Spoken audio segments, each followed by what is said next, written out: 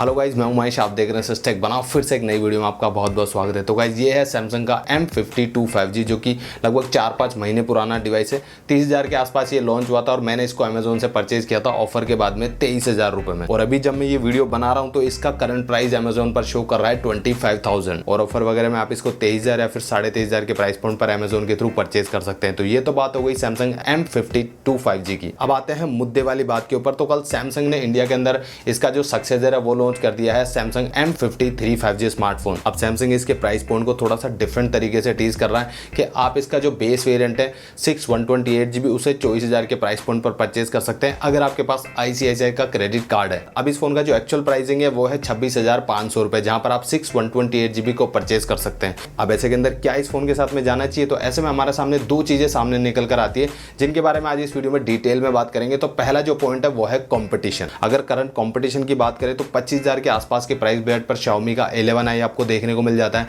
इसके अलावा Realme का 9 Pro Plus ऐसा डिवाइस है जहां आपको ऑलमोस्ट सिमिलर से स्पेक्स देखने को मिलते हैं। बट ऐसे के अंदर मैं सजेस्ट करूंगा कि आप Samsung के M53 के साथ में जाए, जो कि एक काफी अच्छा ऑप्शन है अगर आप डिस्प्ले वाइज कंपेयर करते हैं, अगर आप कैमरा वाइज कंपेयर करते हैं या फिर आप सॉफ्टवेयर वाइज कंपेयर करते हैं तो यहाँ पर Samsung M53 5G एक बेटर ऑप्शन निकल कर आता है। लेकिन ये चीज तभी पॉसिबल है जब आप Samsung का ही स्मार्टफोन लेना चाहते हैं या फिर आप Samsung लवर हैं, क्योंकि यहाँ पर इस फोन के साथ में आपको कुछ कॉम्प्रोमाइज भी करने पड़ते हैं। लाइक अगर मैं कुछ पॉइंट्स की बात करूं तो सबसे पहला पॉइंट आता है चार्जिंग को लेकर। अब आपको लग रहा होगा कि चार्जिंग क्या पॉइंट हो सकता है, तो गाइज ये एक काफी बड़ा कंसर्न है जिसको सैमसंग अभी काफी ट्रेंड पर चला रहा है। लाइक इस प्राइस बेट में Xiaomi का 11i देख लो, Realme का 9 Pro Plus देख लो, यहाँ पर आपको 65 वोट या 67 वोट की फास्ट चार्जिंग का सपोर्ट देखने को मिल जाता है। बट M53 5G के अंदर आपको सिर्फ 25 वोट की फास्ट चार्जिंग का सपोर्ट देखने को मिलता है। और इसके अलावा अगर चार्जर की बात करें तो वहां पर आउट ऑफ द बॉक्स आपको चार्जर देखने को मिलते हैं, बट यहाँ पर आपको अलग से चार्जर को परचेज करना पड़ता है, तो अलग से आपको 1,000-1,200 रुपए का खर्चा और करना पड़ेगा। तो ये एक काफी बड़ा मेजर पॉइंट है जिसको मैं कभी भी सपोर्ट नहीं करना चाहूंगा और मैं यही चाहता हूं कि आप लोग भी इस चीज को कभी भी सपोर्ट ना करें,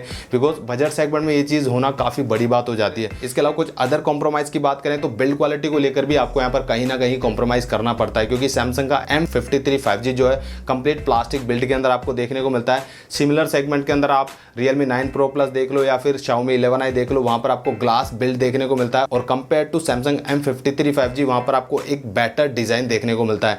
तो कहीं ना कहीं आपको डिजाइन के साथ में भी कॉम्प्रोमाइज करना पड़ रहा है। इसके अलावा इस फोन में आपको सिर्फ सिंगल स्पीकर देखने को मिलता है, तो ऐसे काफी सारी चीजें इस फोन के साथ में हो जाती है। तो ये तो हो गई अदर ब्रांड के साथ में कॉम्पिटिशन। लेकिन अगर मैं बात करूं सेम ब्रांड के साथ में कॉम्पिटिशन, तो ये जो सैमसंग का M52 5G स्मार्टफोन है, क्यों इस स्मार्टफोन को परचेज ना करके मैं सैमसंग का M53 5G स्मार्टफोन को परचेज करूं? वहां पर ऐसा क्या नया देखने को मिलता है जिसकी वजह से मुझे उस फोन को परचेज करना चाहिए? अब इस चीज को थोड़ा पॉइंट में भी डिस्कस कर लेते हैं ताकि आप लोगों को थोड़ा अच्छे से क्लियर हो जाए। तो सबसे पहले बिल्ड क्वालिटी की बात कर लेते हैं। तो आप चाहे इस फोन को देख लो या फिर सैमसंग के M53 5G को देख लो, दोनों फोन में आपको ऑलमोस्ट सेम बिल्ड क्वालिटी देखने को मिलती है। दोनों ही फोन प्लास्टिक बिल्ड के साथ में आते हैं, दोनों फोन में सेम थिकनेस है, सेम वेट है, बस हल्का सा जो डिजाइन है उसके अंदर यहाँ पर चेंज कर दिया गया है, बाकी आपको कोई डिफरेंस देखने को नहीं मिलता। दूसरा पॉइंट आता है इसका डिस्प्ले। दोनों स्मार्टफोन में आपको इन्फिनिटी ओ डिस्प्ले देखने को मिलता है जो कि 120 हर्ट्ज के रिफ्रेश रेट के साथ में आता है। तो जो डिस्प्ले है वो एग्जैक्ट सेम टू सेम है। अगर बात करें बैटरी की तो दोनों स्मार्टफोन 5000 mAh की बैटरी के साथ में आते हैं।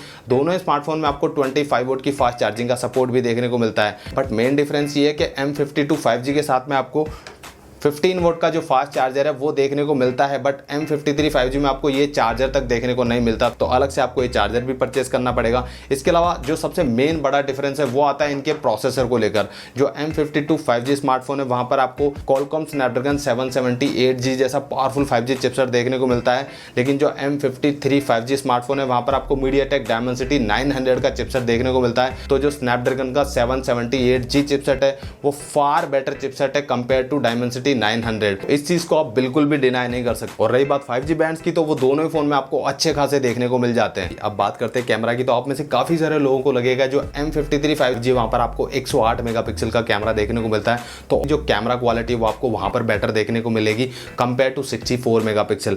तो हाँ, मैं इस चीज से बिल्कुल एग्री करता हूं कि 64 मेगापिक्सल के कंपैरिजन में आपको 108 मेगापिक्सल थोड़ी सी बेटर कैमरा क्वालिटी ऑफर करेगा। बट प्रैक्टिकल लाइफ में गाइज इतना कोई बड़ा डिफरेंस आपको देखने को नहीं मिलता। और चलो इस चीज़ को मैं मान भी लेता हूँ कि दोनों के बीच में डिफरेंस है, लेकिन बाकी सेंसर्स के बारे में आप क्या कहेंगे? क्योंकि अगर आपने गौर किया हो तो M52 5G जो है वहाँ पर आपको 12 मेगापिक्सल का अल्ट्रा वाइड एंगल लेंस देखने को मिलता है, जिसको M53 5G के अंदर सिर्फ 8 मेगापिक्सल का कर दिया है। और 5 मेगापिक्सल का जो मैक्रो सेंसर है उसके बदले यहाँ पर आपको 2 मेगापिक्सल के 2 यूजलेस सेंसर देखने को मिलते हैं। तो यहाँ पर जो अदर सेंसर है उनको लेकर कहीं ना कहीं आपको कॉम्प्रोमाइज करना पड़ रहा है। हाँ, सेल्फी की अगर मैं बात करूँ तो दोनों स्मार्टफोन में आपको 32 मेगापिक्सल का सेल्फी कैमरा देखने को मिलता है। इसके अलावा कोई इतना बड़ा डिफरेंस नहीं है। हाँ, सॉफ्टवेयर को लेकर मैं मान सकता हूँ कि जो M53 5G है वहाँ पर आपको लेटेस्ट सॉफ्टवेयर अपडेट देखने को मिलता है। ऑब्वियसली सॉफ्टवेयर को लेकर M53 5G थोड़ा सा आगे निकल जाता है, बट बाकी अदर फीचर की बात करें लाइक नॉक सिक्योरिटी हो गया, सिक्योर फोल्डर हो गया, ये तो आपको दोनों फोन के अंदर ऑलमोस्ट सेम देखने को मिलते हैं। तो आप मुझे बताओ कि 26,500 रुपए देना ज्यादा बेटर है या फिर 25,000 रुपए? क्योंकि हर किसी के पास ICICI का क्रेडिट कार्ड हो ऐसा तो पॉसिबल है नहीं।